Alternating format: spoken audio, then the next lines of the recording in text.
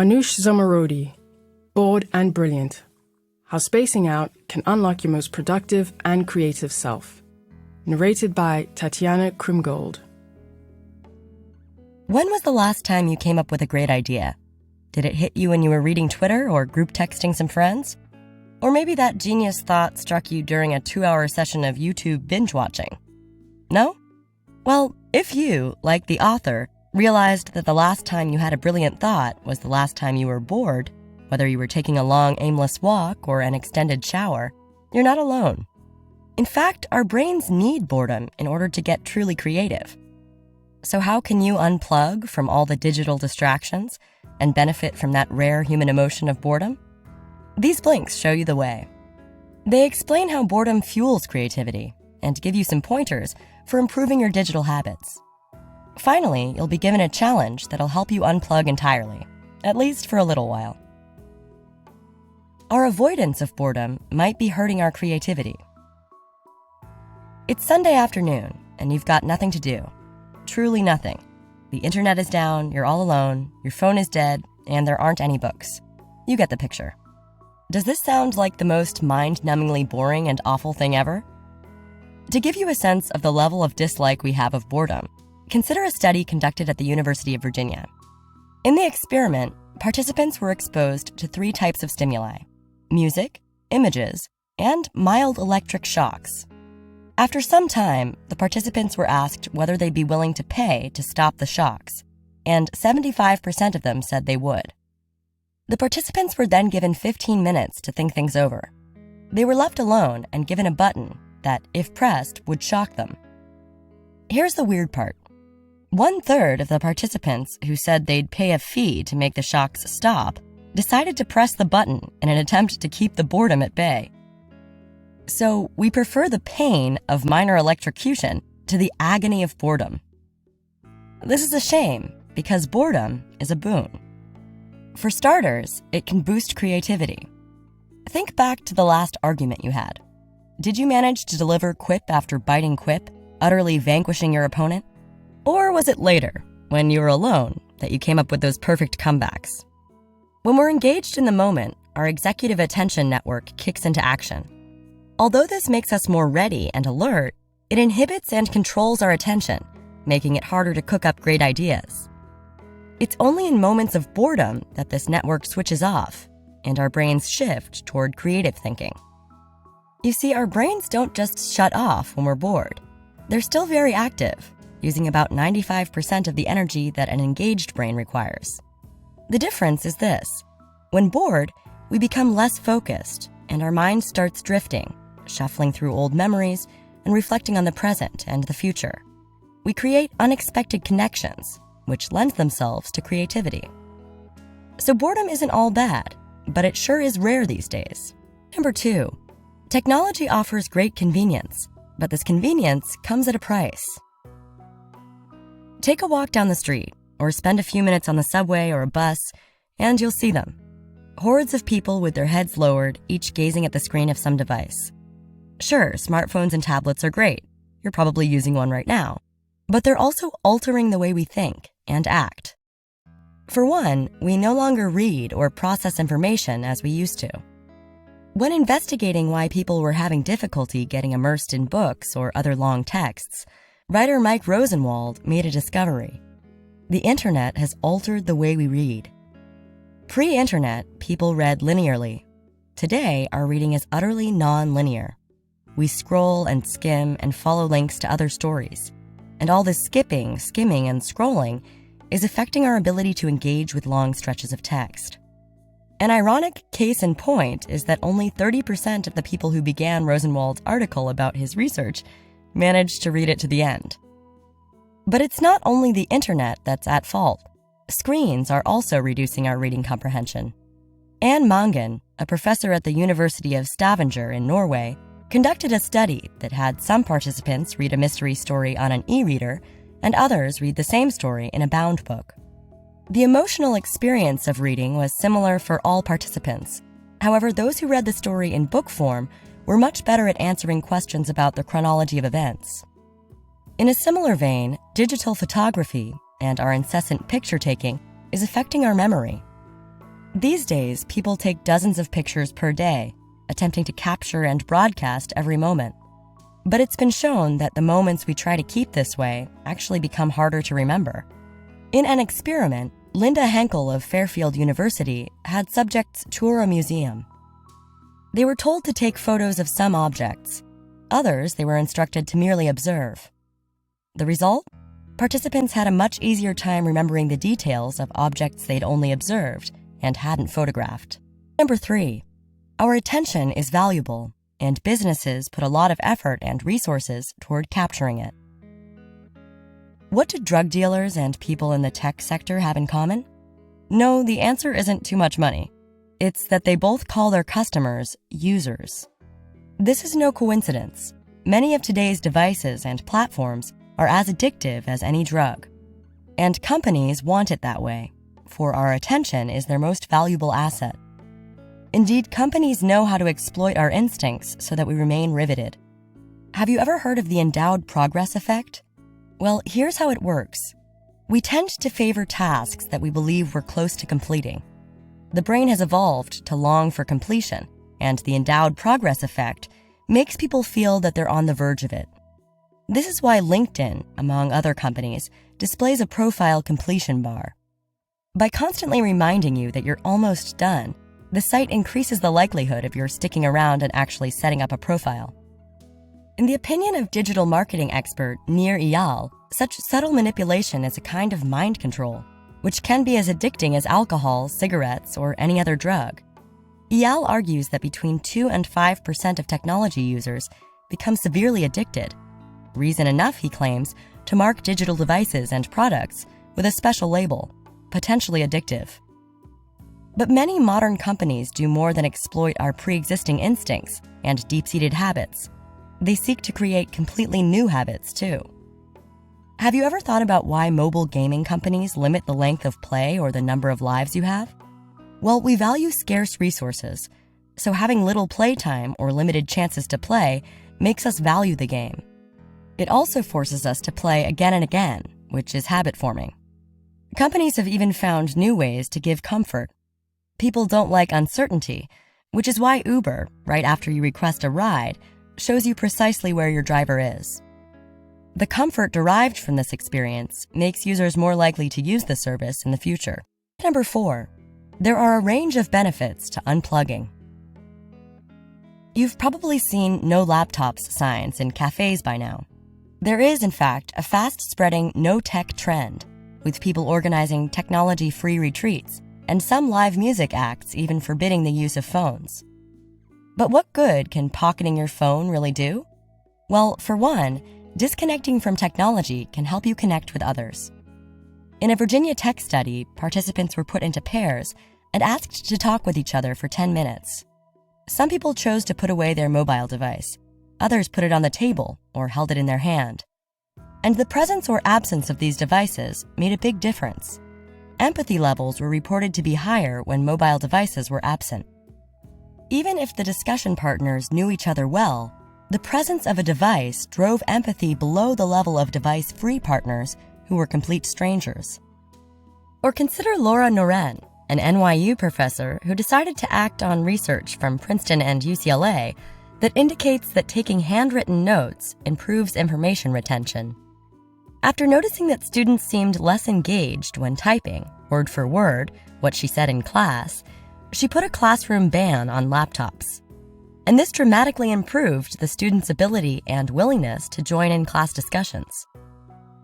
Taking a break from technology is similar to taking a break from work, which most companies now know is absolutely crucial. BCG Consulting learned this the hard way. Yes, it was a top management consulting firm. Yes, new employees were always committed and eager, but there was a problem.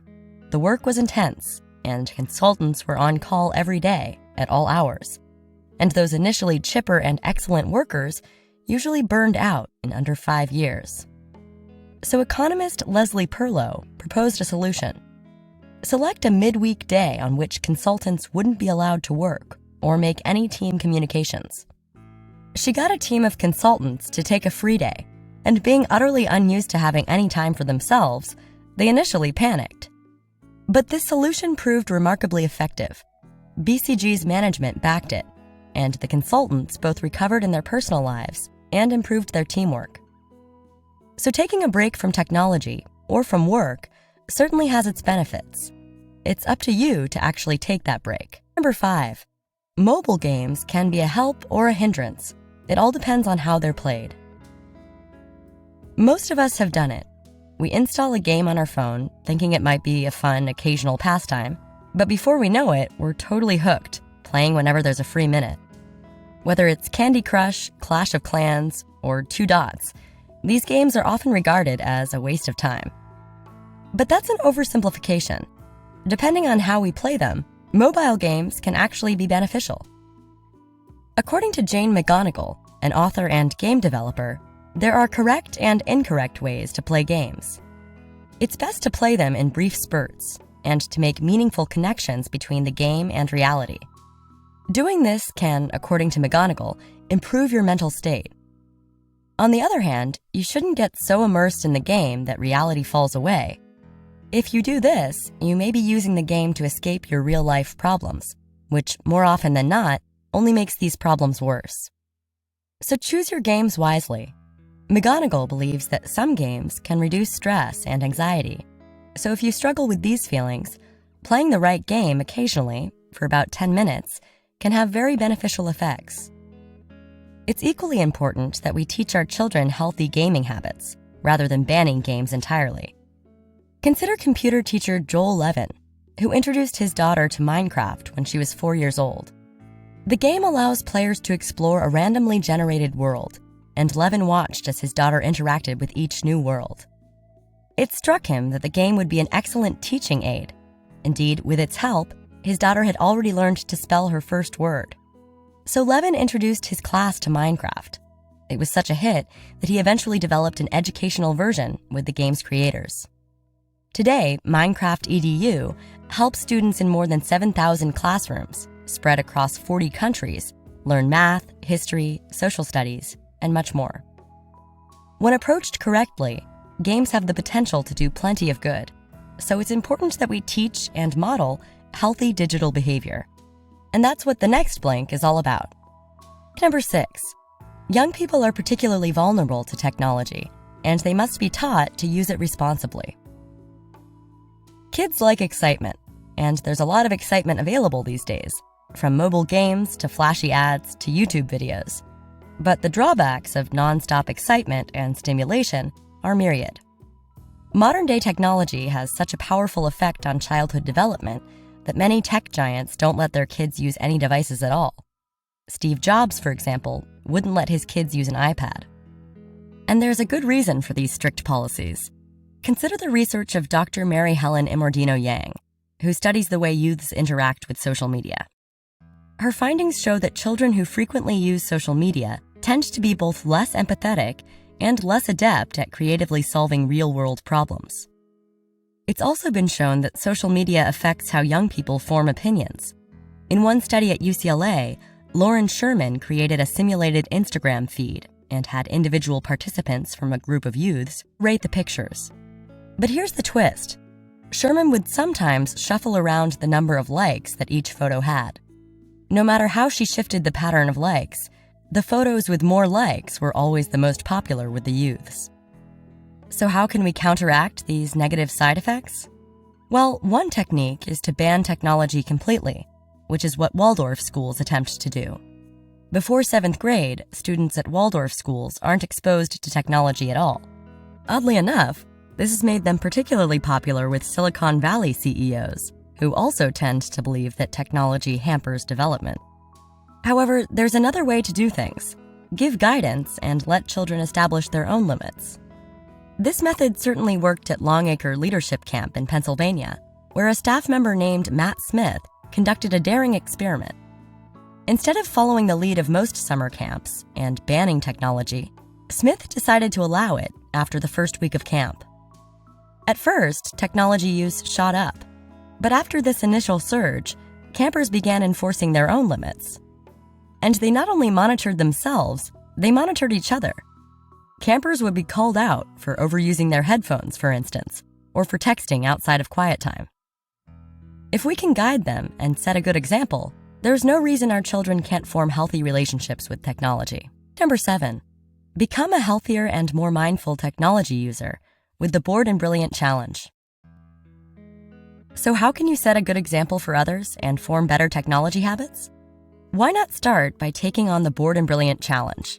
It's a week-long program that encourages better technology usage habits, with a new mini challenge for each day of the week. Here's what the first 4 days look like. Day 1 is about self-observation. Over the course of a normal day, take note of your digital habits. There are 2 apps that can help you do this: Moment for iOS and Space for Android. Both will show you how many times you unlock your phone per day and how much time you spend on the device. At this point, you just want to get an idea of your typical device usage, so there's no need to alter your behavior yet. On day 2, you should avoid using your device when you're on the move. Whether you're on a walk, on your commute, or standing in an elevator, don't give in to the urge to take out your phone. And don't do it by halves. Really, don't use it at all. No podcasts, no music, nothing. Leave your phone in your pocket or purse and observe the world around you. Day 3 is photo-free day, which is pretty straightforward. Just don't take any photos at all. This will both help you occupy the moment and make it easier for you to remember your experiences later. If this is too easy, try not to share or like photos either. On day 4, you should delete an app. You know the one. You overuse it, especially when you've got a down moment.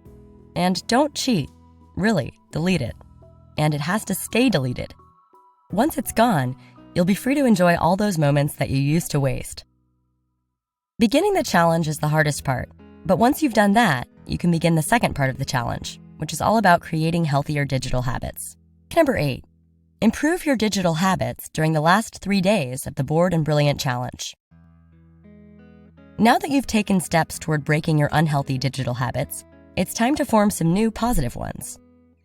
Once you've established these habits, you'll be ready to tap into all your hidden reservoirs of creativity. It's day 5, which means it's time for you to take a vacation. That is, to designate a window of time during which you'll be completely unplugged from all digital devices and distractions. You should use this time either to focus on a project you've been meaning to complete, or simply to enjoy a bit of notification-free peace and quiet. Now, determine how long this fake vacation needs to be, whether that's half an hour or the whole day. Before unplugging, set up an auto-response message on your email, letting people know that you're otherwise occupied and can't respond immediately. Do this even if your break ends up being very short, and then do the same for the other channels through which people tend to contact you. On the next day, day 6, your challenge is pretty simple. All you've got to do is to go to a public space and spend a period of time watching and listening, without any digital devices, of course. If you don't like the idea of lurking around one place, go take a long, aimless stroll. Pay attention to the buildings, the people, the sounds and smells. This won't only calm your mind and excite your creativity, it may even open your eyes to something you'd have otherwise missed altogether. Day 7's challenge brings together all the work you've put in so far. On this day, you should pinpoint an issue in your life that makes you feel anxious or confused. Once you've done this, spend 30 minutes alone with no distractions and no interruptions. Then get a sheet of paper and fill the page with ones and zeros. Make the numbers as small as possible so that it takes a while. Then, when all this mindless activity has made you terribly bored, you should grab a new sheet of paper and start writing possible solutions to the issue you identified earlier. If all goes well, your creativity will have been sufficiently stimulated by all this boredom, and you'll cook up a solution that you would have never thought of otherwise. Don't think the Bored and Brilliant Challenge will solve your problems overnight. It won't. However, it should provide you with the tools necessary for improving your digital habits and your relationships to your devices. The key message in this book is that technology is incredibly helpful, but it can do a great deal of harm too. By being mindful of how we interact with our devices, and by creating space to be bored, we can break the control that technology too often exerts. Furthermore, children need to be taught to use technology responsibly. This doesn't mean keeping it from them. Rather, it's a matter of teaching them what healthy usage looks like. We can improve our own digital habits and become better role models by taking on the Bored and Brilliant Challenge. Here's some advice to take action on. Do some quick meditation. Chad Mang Tan, former Jolly Good Fellow at Google, developed a simple 4-step meditation designed to make people calmer and more successful. Here are the steps. Number 1, think about a person you care about. Number 2, think, I wish this person happiness. Number 3, keep this in your head for 3 breaths, in and out. Number 4, do this every day, and your wish for the happiness of another will actually bring you happiness. And with that, it's time to sign off. If you found this helpful, hit that like button and subscribe for more tips to make life a little brighter. Thanks for watching, and